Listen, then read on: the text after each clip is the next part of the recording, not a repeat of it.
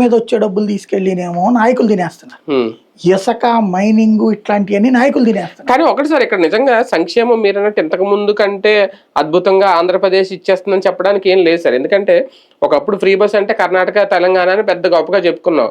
ఇప్పుడు కర్ణాటక తెలంగాణతో పాటు తమిళనాడులోనే ఉంది, పశ్చిమ బెంగాల్లో బీజేపీ కూడా అనౌన్స్ చేసింది. మన ఆయన సురేందర్ గారు ఆయన కూడా రేపటి నుంచి మాకు ఫ్రీ బస్సులు అనేది. ఈయన రుణమాఫీ కూడా పెట్టాడు. ఈయన విజయ్ నిన్నటి నుంచి ఏదో 50,000 లోపు ఏదో కొంచెం దశల వారీగా చేస్తున్నారు. ఇలా పోల్చుకుంటే మనమేమి ఒక అగ్రస్థానంలో అయితే లేవు అనుకుంటున్నాను నేనైతే. లేదు అంటే అందరూ ఇలా ఉన్నప్పుడు ఆ రాష్ట్రాల్లో తక్కువ ఉన్నాడు, మనకెందుకు ఎక్కువ ఉండాలి? అదేదో మనం కూడా తగ్గించుకోవాలి కదా. సమస్య ఇక్కడ వీళ్ళకి అలా తగ్గించే అంటే వేరే సోర్స్ ఆఫ్ ఇన్కమ్ అక్కడ ఇంత దోపిడీ లేదు.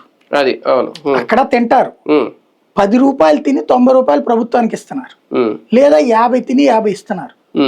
మన దగ్గర 100 తిని ప్రభుత్వాన్ని 10 రూపాయలు ఎదురివ్వమంటున్నాం. మైనింగ్ ఉందండి. చంద్రబాబు గారు 2014లో డిబేట్ చర్చలు మీటింగులు చూడండి. భారతదేశంలోనే అత్యధిక మినరల్స్ ఉన్న రాష్ట్రం ఆంధ్రప్రదేశ్.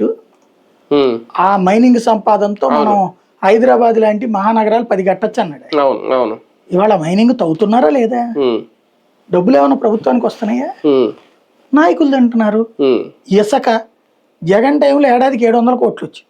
నువ్వు చేస్తే దాన్ని 1000 కోట్లు 1500 కోట్లు చేయాలి. జగన్ చేసిన ఫెయిల్యూర్ ఏంటయ్యా అంటే